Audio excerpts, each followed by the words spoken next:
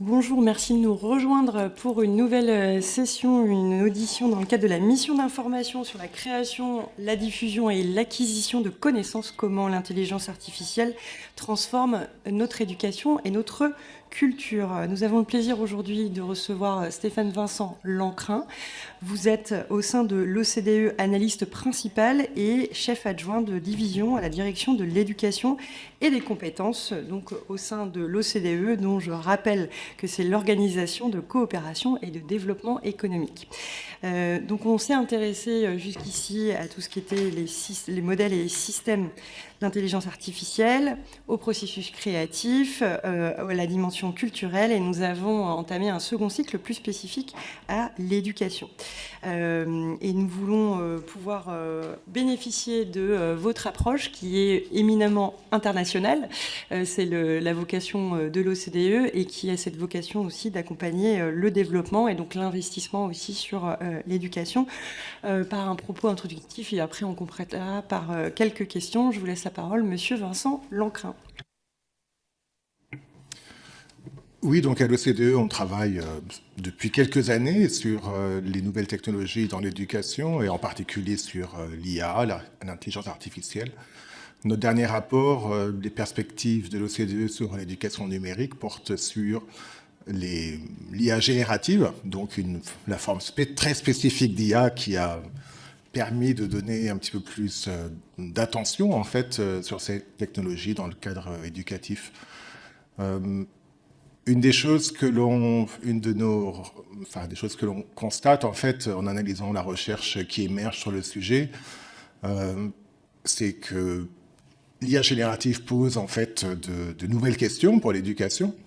Un certain nombre d'études montrent que lorsque les élèves ou les étudiants l'utilisent de manière non encadrée ou non guidée, de manière pédagogique, il y a en fait un phénomène de décharge cognitive qui se passe et qu'en général, en fait, un certain nombre d'étapes de nos processus habituels d'apprentissage ou de réflexion, en fait, sont évitées. Voilà, donc en fait, on essaie d'aller un petit peu plus vite et d'atteindre plus rapidement une solution, et on peut avoir un petit peu la tentation de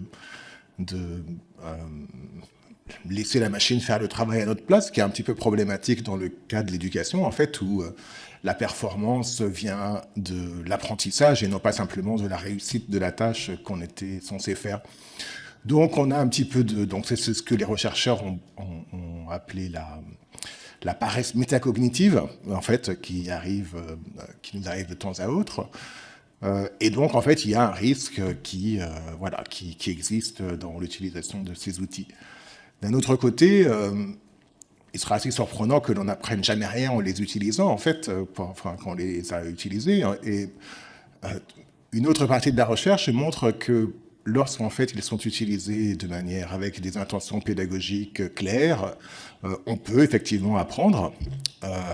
Donc, par exemple, on peut les utiliser dans le cadre de pédagogie collaborative, en fait, et donc ils peuvent jouer un rôle particulier. Donc, il faut en fait que ce rôle soit bien défini. Dans ces cas-là, on a des effets positifs sur l'apprentissage. Ça peut être le cas, donc peut-être dans un cas qui vous intéresse particulièrement, au niveau de l'écriture d'essais créatifs. En fait, on les utilise de manière en mode brainstorming plutôt que simplement en fait en mode d'utilisation d'écriture, en fait, donc comme un outil qui aide à trouver des idées. Et peut-être qui permet d'éviter l'angoisse de la page blanche, en fait, pour certains des étudiants, puisqu'on constate qu'ils sont plus efficaces pour ceux qui ont plus de difficultés au départ que pour ceux qui sont déjà plus avancés. Donc, en fait, même les IA génératives génériques, là, ce sont celles dont je parle pour l'instant, celles qui sont accessibles au grand public, en fait, peuvent être utilisées de manière pédagogique utile, en fait, à l'apprentissage. Et enfin, il y a un dernier type d'IA générative, qui sont des IA génératives spécialisées, donc là, qui ont été développées pour apprendre, en fait, donc qui sont des IA génératives éducatives. Et je dirais que c'est un petit peu les IA génératives qui sont les plus prometteuses pour l'apprentissage, puisqu'elles ont été reconfigurés, non pas simplement pour nous servir d'assistants dans la réussite d'une tâche, mais pour nous faire apprendre. Et donc, la plupart des anciens outils éducatifs qui intégraient l'intelligence artificielle intègrent maintenant, avec certaines interfaces, en fait, un petit peu d'IA générative. Pourquoi ? Parce que ça apporte, en fait, ces dimensions conversationnelles qui les rend un petit peu plus agréables à utiliser, en fait, puisque l'une des grandes difficultés pour les technologies éducatives, donc même lorsqu'elles fonctionnent, c'est de garder l'attention en fait des élèves, et parce qu'elles fonctionnent, parce qu'elles nous font répéter beaucoup de choses en fait, et donc là voilà, donc il y a un côté qui est un petit peu plus fluide, qui est ajouté par l'IA générative, et aussi la possibilité d'avoir de nouveaux types d'outils en fait qui étaient difficiles à avoir auparavant. Donc la position de l'OCDE sur ce sujet-là est de dire que finalement les IA éducatives sont les plus prometteuses, en fait, si on garde à l'esprit l'augmentation, l'amélioration de l'apprentissage des élèves et des étudiants, mais que évidemment on peut utiliser aussi des outils génériques, en fait, et qu'à un certain moment de l'apprentissage des étudiants, il faudra en fait en utiliser juste en matière de préparation au marché du travail, en fait, et à l'emploi. Merci beaucoup. Alors, est-ce que l'OCDE a pu conduire des observations sur la manière dont les enseignants dans les différents pays de l'OCDE se sont appropriés ces outils d'intelligence artificielle? Quels constats pouvons-nous faire? Est-ce qu'on retrouve des traits communs selon les différents pays? Au contraire, il y a des pays qui s'en sont plus saisis. Et là, je parle au niveau enseignant, professeur. Notre enquête Thalys sur les enseignants en 2024 montrait qu'il y avait en moyenne environ 36% des enseignants qui disaient avoir utilisé des IA. On ne sait pas si elles sont génératives ou pas, hein, donc c'est différents types, mais avec une très grande variation, la France étant à 14%, donc vraiment vers le bas du spectre. Bon, ensuite... alors que dans certains pays comme Singapour ou les Émirats arabes unis, où il y a en fait une grande attente d'utilisation, sont à des niveaux qui sont très élevés, autour de 80% en fait. Bon, il faut prendre un petit peu, on est en 2026, et en fait, une des choses que l'on voit, c'est qu'il y a une très forte croissance en fait de l'utilisation même des outils génériques. Donc on voit les enquêtes qui montrent que là, je dirais que le niveau de croissance, par exemple, d'utilisation de juste un outil, ChatGPT, est très forte, en fait. On sait que c'est essentiellement lié à la population la plus jeune, en fait, dans les différents pays d'utilisation. Donc, voilà, il y a un certain niveau de croissance. Est-ce que moi, je crois que seulement 14% des enseignants français utilisent l'IA? Pas véritablement.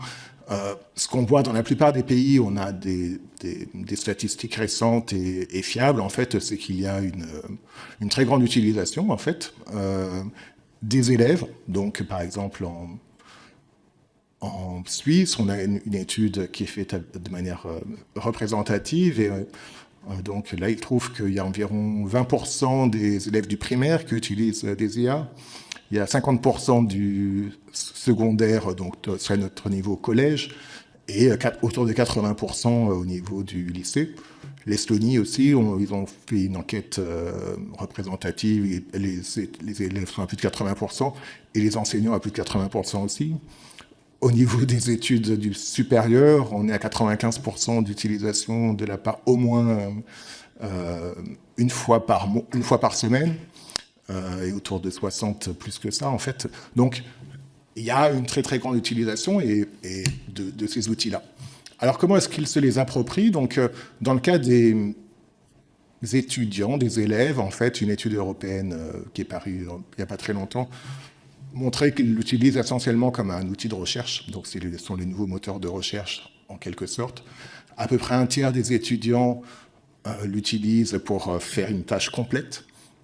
Donc, juste leur demande l'utilisation, justement, qu'on n'aime pas forcément dans le cadre éducatif, et un petit peu moins l'utilisent de manière je dirais, plus intelligente, à savoir interactive, donc où en fait il y a plusieurs tours de discussion avec l'outil pour approfondir, poser des questions supplémentaires, etc. Donc ça, c'est du côté des... Et on voit que les étudiants du supérieur, où on a des données beaucoup plus détaillées, l'utilisent un petit peu de la même manière, hein, comme... Au niveau des enseignants, ben, une des grandes utilisations, c'est en fait pour les aider à préparer leurs cours et en fait retrouver les connaissances qui seront nécessaires pour préparer ces cours. Il y a aussi une utilisation, et c'est assez efficace. En fait, on voit que il y a une augmentation de la rapidité de préparation. Enfin, une étude montrait en Angleterre que ça réduit de moitié le temps de préparation, en fait, à qualité égale du plan. Donc, il y a vraiment un effet. Et ensuite, on l'utilise aussi un petit peu pour donner du retour à ses élèves, donc pour faire un petit peu des évaluations.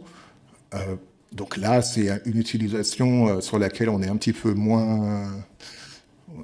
Enfin, qu'on regarde avec un regard un petit peu plus critique, en fait. Mais les outils d'IA, en fait, sont très efficaces pour donner du retour, un retour beaucoup plus détaillé que ce que les humains sont capables de faire, ou ont le temps ou l'envie de faire. Hein. Donc, ils sont utiles de ce point de vue-là. Maintenant, ils ont un effet qui n'est pas du tout le même que celui d'un retour humain. Donc les étudiants n'aiment pas du tout être évalués par des IA. Et c'est problématique, en fait, puisque le retour qu'on donne à ces élèves, c'est pour qu'ils l'écoutent et qu'ils fassent quelque chose avec, en fait. Donc s'ils l'ignorent parce que ça vient d'une machine, en fait, donc, on rate un effet très important. Ensuite, évidemment, on rate tout le côté social de la relation d'apprentissage, le côté humain, en fait. Donc, de ce point de vue, par exemple, c'est une utilisation que l'on voit comme étant efficace si elle est vraiment en fait combinée, enfin si c'est vraiment en fait un système hybride humain-machine en fait qui permet de le faire. Et une de nos recommandations est de ne pas en fait évidemment déléguer l'évaluation à des IA malgré leur plus grande efficacité a priori. Alors vous pointez l'évaluation. L'évaluation, elle peut être plus personnalisée via des outils, mais vous recommandez qu'il y ait une interface humaine entre les deux. La question du temps d'utilisation de l'IA dans les cours, mais aussi en dehors des cours, est-ce que ça, vous avez eu l'occasion de regarder comment les élèves pouvaient utiliser en dehors des cours l'IA, mais de façon sue et encadré par les professeurs. Je donne une tâche à accomplir à mon élève, mais je lui dis justement d'utiliser l'IA chez lui. Est-ce que vous aviez des réflexions sur ce sujet? Est-ce qu'à votre connaissance, dans certains pays, on a eu de mise en place un système de référencement des IA à utiliser par les élèves? Est-ce qu'à votre connaissance aussi, il y a eu des financements d'outils IA mis à la disposition des élèves? Alors, oui, il y a eu des... Enfin, dans la plupart des cas, l'IA n'est pas utilisée en classe, déjà, dans la plupart des pays. Donc, ça dépend un petit peu des approches, mais le plus souvent, il est utilisé hors classe, pas forcément de manière encadrée. Par exemple, dans l'enquête du ministère de l'Enseignement supérieur sur l'utilisation de l'IA, on voit que, en fait, ce sont des outils qui sont acquis par les individus eux-mêmes ou bien qui sont utilisés par les individus eux-mêmes. Donc, voilà, c'est pas du tout en général dans le cadre scolaire. Maintenant, ça dépend des pays. Donc, par exemple, dans le cas suisse que je mentionnais tout à l'heure, il y a une utilisation en classe aussi et encadrée qui est réalisée. Un certain nombre de pays ont des initiatives d'utilisation de l'IA et donc poussent même pour cette utilisation. J'ai mentionné Singapour tout à l'heure, c'est le cas à Hong Kong, là dont je reviens, l'Estonie, la Grèce ont une grande initiative avec OpenAI, donc en fait où ils ont acquis des licences pour leurs enseignants et travaillent sur une grande initiative d'utilisation des IA configurés en fait pour leurs élèves du lycée. donc qui serait au niveau seconde, première, dans le cas français. Et donc avec cette idée d'expérimenter et de voir quels sont les outils, quelles sont les manières d'utiliser ces outils-là qui sont en fait positifs pour l'apprentissage. Donc avec en fait différents types d'intérêts. Des pays comme Singapour, eux, donc en fait recherchent une augmentation des connaissances et de la performance telle qu'elle est évaluée par des évaluations comme PISA ou des évaluations nationales. Les Estoniens sont plus intéressés par en fait l'étude des processus métacognitifs et donc qu'est-ce que ça change dans notre manière de penser, de réfléchir et d'approcher les différents sujets. Donc voilà, il y a en fait des tentatives déjà qui sont faites. En fait, la France aussi donne des produits, met à disposition des outils d'intelligence artificielle, donc à travers le ministère de l'Éducation nationale. Comme je disais, de plus en plus, en fait, les outils d'intelligence artificielle qui étaient, je dirais, statiques, commencent à incorporer en fait un niveau de génératif. Donc en fait, de plus en plus, ça devient compliqué de savoir. Par contre, effectivement, il n'y a pas encore de mise à disposition d'IA générique, même si on attend toujours que l'IA souveraine sorte et qu'on sache un petit peu comment elle sera configurée. Donc, les Anglais ont en fait développé. Eux ne fournissent pas, en fait, n'ont pas l'habitude de mettre à disposition des outils numériques, donc ils laissent leurs écoles choisir les outils qu'ils souhaitent, comme c'est le cas aussi souvent dans les pays nordiques. Mais eux ont développé en fait un système d'accompagnement. Donc en fait, ils essaient de cibler les développeurs d'IA. Et donc, ont mis en place un cadre, en fait, qu'ils appellent les safety expectations, donc les attentes de sécurité, en fait, pour ces outils d'IA à utiliser dans les écoles. Et en fait, donc, ont eu un dialogue avec les grands fournisseurs d'IA pour qu'ils, en fait, s'adaptent à ces outils, pour qu'ils soient, en fait, sûrs pour les élèves, mais aussi qu'ils soient en fait alignés avec les programmes scolaires anglais, les cadres, et aussi un certain nombre de recherches qu'ils ont fait dans le domaine. Donc ils ont aussi mis en place en fait ce qu'ils appellent un content store, donc en fait un magasin de contenu qui permet en fait aux développeurs d'entraîner leur modèle avec des données en fait éducatives anglaises. Donc voilà, c'est un peu Donc, pour reboucler sur le Content Store, donc en fait, le Royaume-Uni a mis en place des données anglaises qui ont trait à l'éducation et ont mis ça à disposition de ceux qui souhaitent développer des outils IA. Ils l'ont mis à disposition de tout type de développeurs, ou c'est des développeurs uniquement qui sont au Royaume-Uni, ou c'est, à votre connaissance, c'est... Non, c'est pour tout le monde, c'est tout type de développeurs. Donc en fait, l'idée, c'est pour développer un outil qui est plus approprié localement, en fait, on peut entraîner ces modèles, la dernière couche du modèle, puisque en fait, on utilise en général des modèles qui ont déjà été entraînés. Mais donc, on peut les entraîner à partir de données britanniques, anglaises, puisque ils sont des systèmes éducatifs séparés entre Angleterre, Pays de Galles et Écosse. Mais donc voilà, pour les Anglais, donc à partir de leur cadre, donc de leur programme scolaire d'un côté, puis un certain nombre de ressources qui ont été développées par exemple, le EEF, l'Equity Education Fund, par exemple, donc qui fait beaucoup d'études sur l'efficacité d'interventions éducatives, voilà, et puis d'autres organisations similaires. Sur la question des données, souvent on a pu, au cours de nos auditions, déplorer qu'il y avait plein de données qui pouvaient partir un peu dans la nature, justement.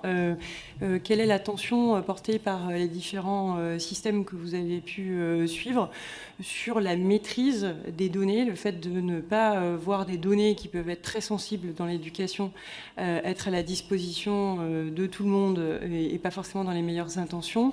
Comment on arrive à gérer la souveraineté et quand même l'adoption de ces outils IA. À votre avis, est-ce qu'il y a des bonnes pratiques que nous pourrions davantage suivre?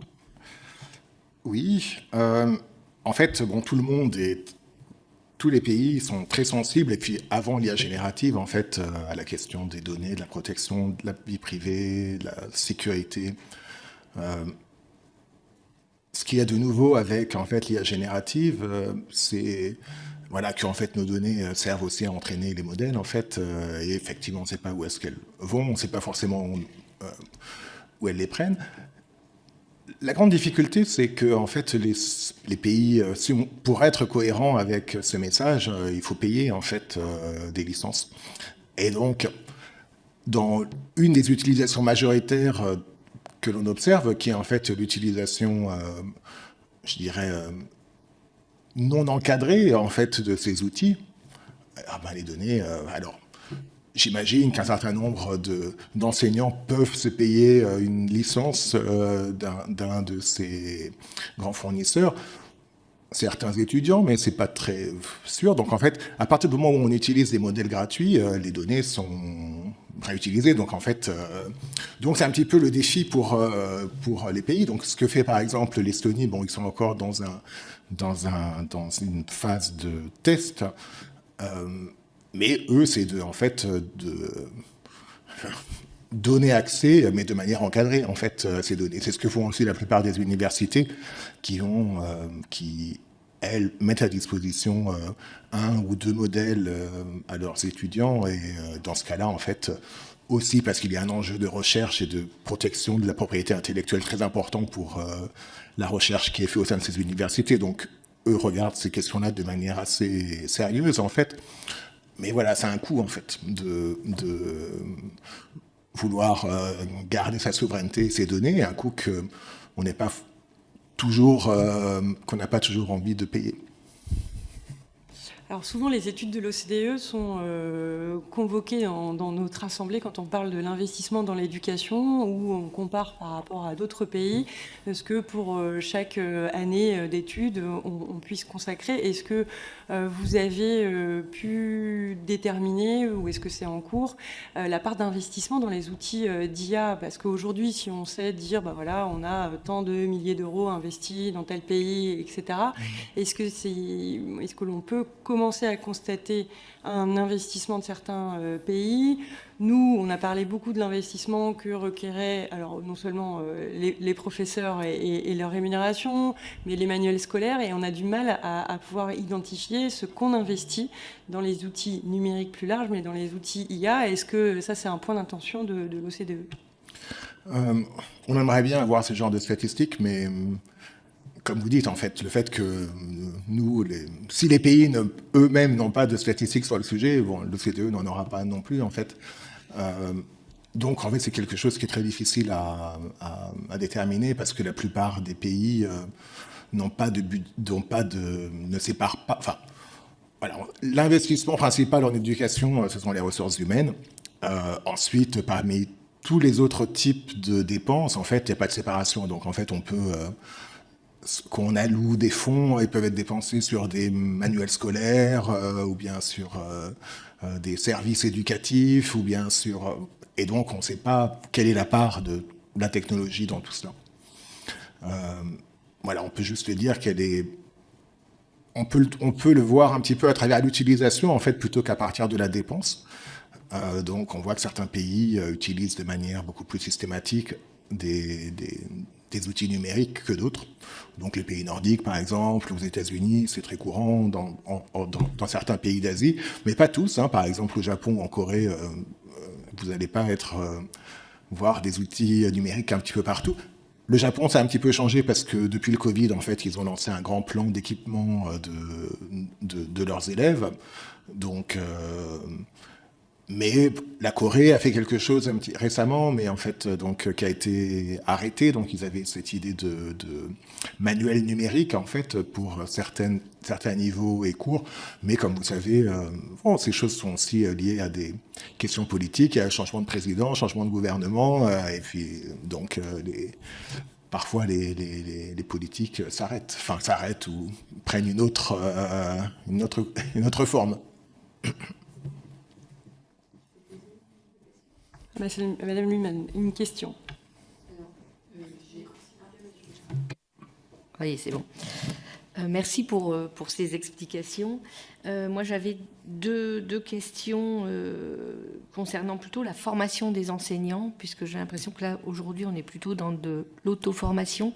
Si nous voulons accompagner notre société et nos plus jeunes, qui seront les adultes de demain, comment est-ce qu'on peut prévoir la formation des enseignants, parce que je suis issue de ce milieu-là et je me suis beaucoup auto-formée.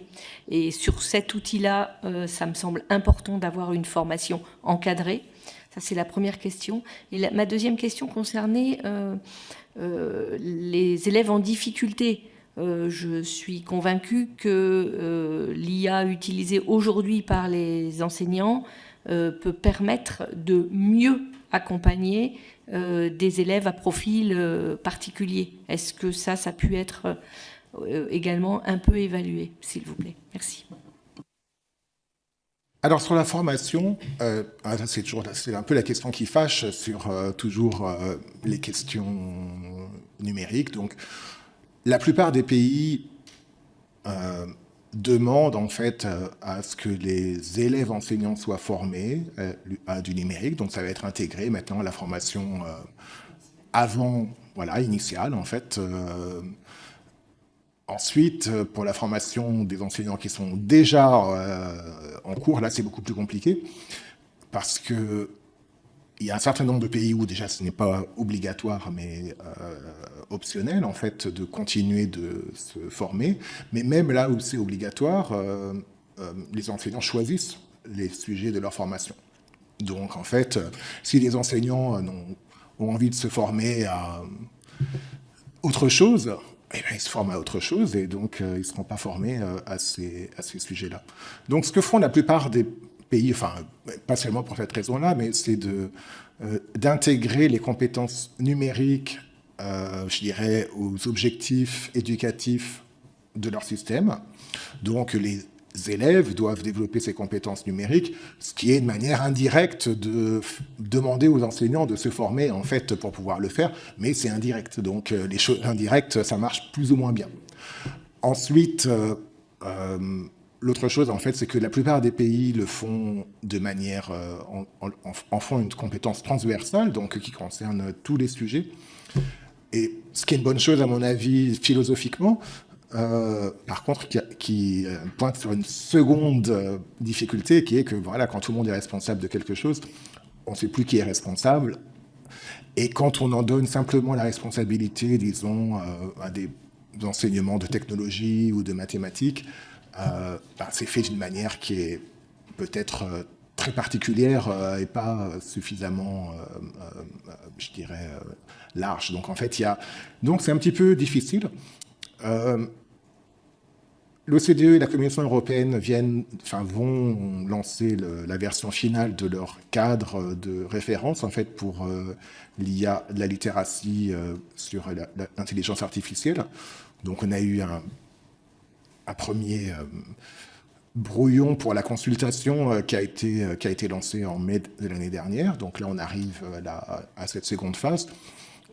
On va aussi avoir une évaluation en 2029 de PISA sur la littératie en IA et je ne sais pas comment traduire ça en français, mais AI and Media Literacy, donc voilà, donc sur les compétences bon, enfin vous voyez ce que je veux dire, voilà.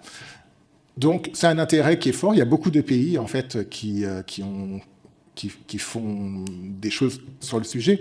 Mais en fait, la vérité, c'est que si on ne cherche pas en fait, à s'engager de manière intentionnelle et directe avec les outils, eh bien, ça reste un exercice qui est un petit peu abstrait. Donc, en fait, les endroits où on voit le plus de formation des enseignants, ce sont les endroits donc, que j'ai mentionnés, par exemple la Grèce, Singapour, l'Estonie, ou bien Hong Kong, par exemple, ou bien certains, ça va être des districts aux États-Unis, en fait, qui cherchent à avoir un engagement avec ces outils-là et donc qui forment les enseignants pour cet engagement et qui essayent aussi d'avoir un retour d'expérience en fait de ces outils-là. Donc c'est un petit peu le... Alors ensuite sur la question des élèves en difficulté, alors oui, en principe ça aide en fait. Alors il y a, je dirais que l'IA traditionnelle, alors pour les élèves à difficulté ou bien à profil, enfin à besoins spécifiques ou besoins spéciaux, comme on dit, comme l'IA traditionnelle est très efficace. Donc parce que l'IA traditionnelle, c'est elle qui fait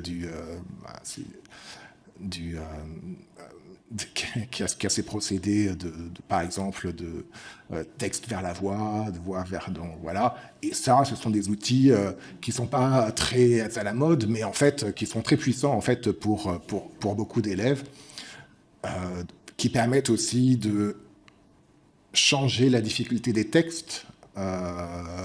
Donc, on n'a pas besoin de l'IA générative pour ça, en fait. Maintenant, l'IA générative... puisqu'elle le fait aussi, en fait, elle a cette capacité aussi. Donc, voilà, ça peut ajouter un petit peu.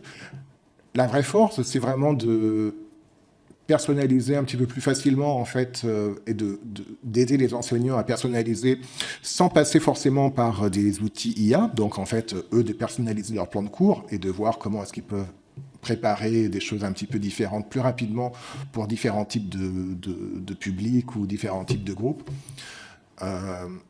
Voilà, donc c'est un petit peu ce type de... Alors ensuite, il y a aussi tout le soutien hors cours que l'on peut recevoir. Et là où l'IA générative peut aussi apporter des choses. Donc il y a un certain nombre de systèmes, par exemple, qui sont des assistants d'enseignement, en fait. Donc ce serait, donc si on avait des aides aux enseignants, mais qui sont disponibles 24 heures sur 24, en fait, donc en fait, qui sur certains sujets peuvent apporter, soutenir un certain nombre d'élèves. Donc voilà, il peut y avoir cet effet positif. Sur les outils habituels d'IA, donc on a par exemple les systèmes de tutorat intelligent, on a vu que pour certains d'entre eux, en fait, ils pouvaient aider à réduire l'écart entre les élèves les plus avancés et ceux qui le sont un petit peu moins. Maintenant, il faut savoir qu'on n'est pas toujours sûr que ce soit le cas.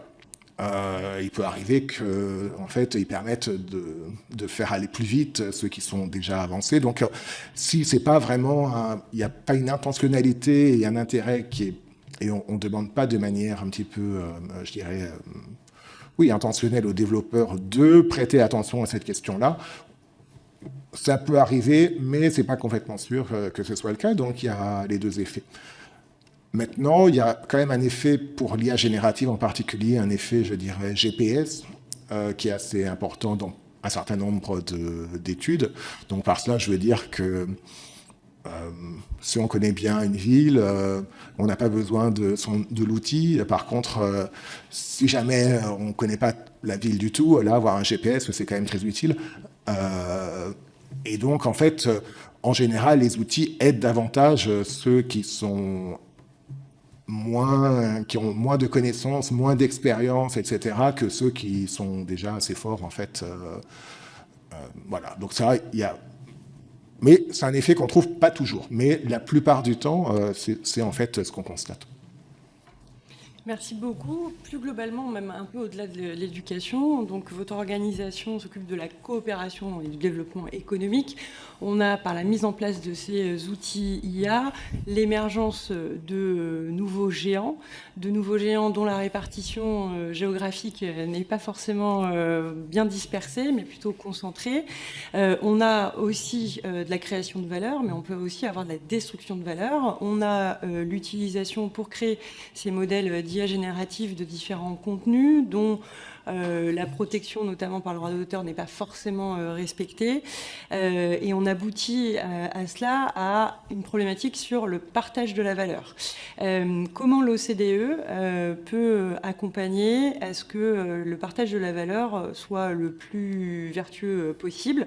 Alors, partage de la valeur entre les continents, partage de la valeur entre ceux qui créent, misent, innovent via ces outils d'IA, mais ceux qui aussi voient leur activité remplacée par la concurrence même de ce qui a utilisé leur création.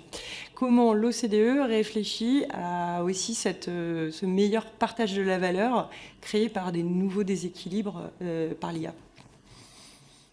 Oui, c'est une question difficile. Je ne sais pas si je suis le mieux placé pour y répondre, puisque en fait, j'imagine que mes collègues qui travaillent à la direction de l'emploi, par exemple, ou sciences, technologies, innovation, auraient plus de choses à dire sur cela. Bon, maintenant, je peux vous donner une réponse, je dirais, qui est l'organisation, l'OCDE est une organisation intergouvernementale. Certains des gouvernements qui sont membres font partie de ceux où sont concentrés ces nouveaux fournisseurs. Donc, je ne suis pas sûr qu'on ait une discussion très, très élaborée sur le sujet. Ensuite, c'est une vraie question. La plupart des études que l'on a sur le sujet montrent que une partie de la fin, donc, comme toujours en fait, c'est qu'effectivement il y a un effet qui va détruire un petit peu des emplois, mais il y a aussi évidemment de la création d'emplois par ailleurs. Et la plupart des études montraient que en fait il y a beaucoup moins de destruction que ce que l'on pouvait imaginer en fait. Qu'il n'y a pas forcément de très grands changements dans la demande de compétences en fait du marché du travail, y compris donc dans les secteurs qui utilisent beaucoup l'IA. Donc, ça reste encore un sujet qui est peut-être difficile à appréhender ou à avoir des conclusions. Maintenant, c'est en train de transformer effectivement les économies. Alors, certains des effets, on peut se demander en fait comment est-ce qu'ils sont durables. Par exemple, si on prend des choses un petit peu anecdotiques comme le changement du marché du travail pour les jeunes diplômés je dirais par exemple en programmation informatique, ou bien en droit par exemple, où en fait il y a une moins forte demande pour les jeunes diplômés. Ça paraît difficilement durable, alors à moins qu'il y ait un grand changement en fait dans,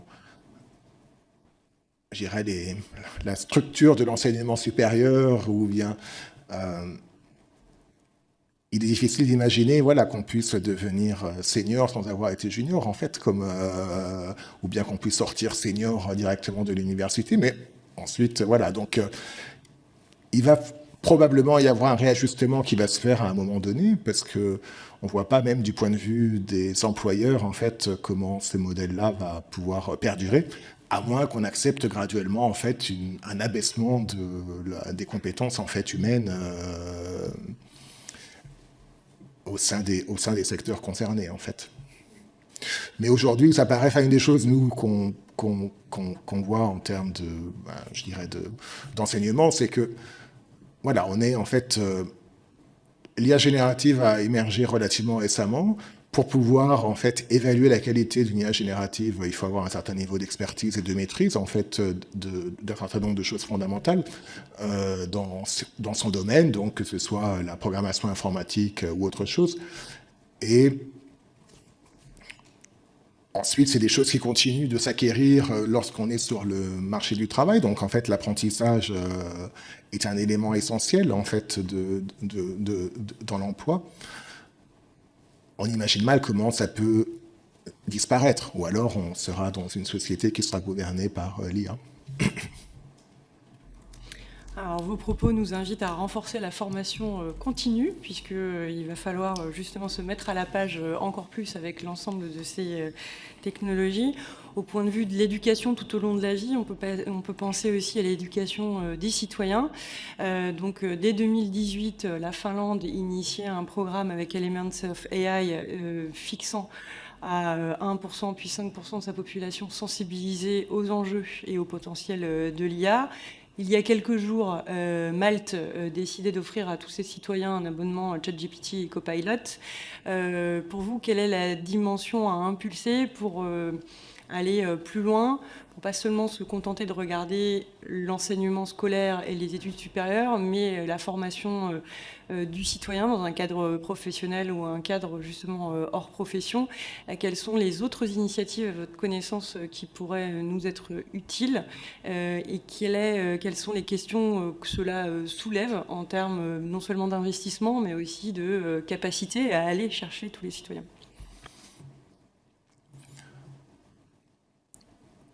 Je pense que l'IA générative, en fait, est un outil d'apprentissage tout au long de la vie qui est assez important, en fait. Je dirais que la grande différence, en général, dans l'apprentissage tout au long de la vie par rapport à la formation formelle qu'on a à l'école ou à l'université, c'est que ceux qui ont envie d'apprendre à un âge plus grand ont envie de le faire, en fait. Alors qu'un des grands problèmes avant, c'est d'arriver à garder ce niveau de motivation pour l'apprentissage quand en général, c'est fait autour de tâches qui sont assez artificielles et je dirais que les étudiants n'ont pas forcément envie de faire, et donc c'est pour ça qu'ils se déchargent auprès d'une IA. Ce qu'ils veulent, c'est avoir des bonnes notes. Quand on a un apprenant tout au long de la vie et qu'on se met à vouloir apprendre quelque chose, en général, on a envie d'apprendre, en fait, et donc c'est une autre dimension. Donc je pense qu'il y a une des choses, en fait, où l'IA générative et puis, en fait, même un certain nombre d'autres éléments comme des vidéos YouTube ou je ne sais quoi d'autre, en fait, permettent d'apprendre des choses qui sont relativement simples, en fait, donc c'est très efficace pour changer votre joint, etc., en fait, ou bien pour changer votre batterie d'ordinateur, pour apprendre des choses un peu plus complexes, c'est plus compliqué. Donc, je pense qu'un des risques au niveau de l'investissement, c'est de penser que ça peut remplacer, en fait, l'investissement traditionnel, en fait, dans les structures autour de l'apprentissage tout au long de la vie. Un des éléments qui est un petit peu nouveau, en fait, c'est aussi que, en fait, par exemple, si on prend tout ce qui est autour les acquis de la formation, c'est assez difficile à évaluer parce que c'est beaucoup de travail, en fait, pour les humains. Donc, si vous prenez le nombre de diplômes qui sont délivrés, en fait, à partir de ce procédé, c'est très limité. Bon, l'IA permet, en fait, d'accélérer et de prendre en compte beaucoup plus de ces possibilités, voire même d'évaluer directement ses compétences. Donc, il y a aussi des nouvelles possibilités qui sont offertes pour la reconnaissance, en fait, de ces acquis de l'expérience. Et enfin, un autre élément, en fait, c'est... Alors, une des choses on a surtout parlé, en fait, de l'IA générative et des techniques d'IA pour directement l'apprentissage ou le soutien aux enseignants. Il y a toute une utilisation qui est différente, en fait, qui est plutôt dans le côté administratif des formations. Et une des choses sur lesquelles l'IA dans lequel l'IA excelle, c'est effectivement d'identifier un certain nombre de choses récurrentes, en fait, de schémas qui se reproduisent. Et donc, en termes je dirais, de route de formation des individus, que ce soit donc le passage du secondaire en termes de transition, mais ça va aussi pour l'apprentissage tout au long de la vie. En fait, ça peut être une aide qui est assez forte en fait pour voir quels sont le type de formations qui seront adaptées étant donné ce qu'on a étudié auparavant, ou bien quels sont ses intérêts, pour ajuster en fait et puis comparer de manière beaucoup plus fine les formations de différents types d'établissements, les formations reçues, voir qu'est-ce qu'il faudrait ajouter. Donc en fait, ça peut apporter un nouveau niveau de fluidité en fait pour l'apprentissage tout au long de la vie. Et il y a déjà en fait des études assez intéressantes qui sont faites sur ce sujet-là au niveau de la reconnaissance des diplômes. Par exemple, quand on a des systèmes très décentralisés comme aux États-Unis, où chaque université décide de ses programmes, Donc, ensuite, une grande question, c'est lorsqu'un étudiant veut passer d'une université à l'autre, qu'est-ce qu'on reconnaît de ce qu'ils ont fait? Donc, en fait, on peut à la fois mesurer la proximité en fait entre ce qui a été étudié auparavant et ce qui est étudié dans l'établissement qui serait le nouvel établissement pour l'étudiant, la difficulté aussi des différents types de cours qui ont été faits. Donc et tout ça grâce à l'IA en fait, alors qu'avant c'était, ou quand je dis avant, c'est aujourd'hui toujours en fait. Ce sont en fait des individus qui essayer de comparer pour voir, quel est le prestige de cet établissement par rapport au mien, qu'est-ce qu'ils ont étudié, voilà. Et donc, ça permet de découvrir, en fait, donc il y a un effet quand même quand on parle justement, c'est vraiment la force des données, de l'utilisation des données, donc il y a un effet de découverte et d'exploration qu'on avait plus difficilement auparavant. Effectivement, un champ de découverte sans fin. Merci beaucoup, en tout cas, pour votre contribution à nos travaux. Nous continuons l'exploration. La prochaine audition est la semaine prochaine, je crois. Nous devrions vite revenir avec des constats et des propositions. Merci, monsieur, et merci à l'OCDE. Merci à vous.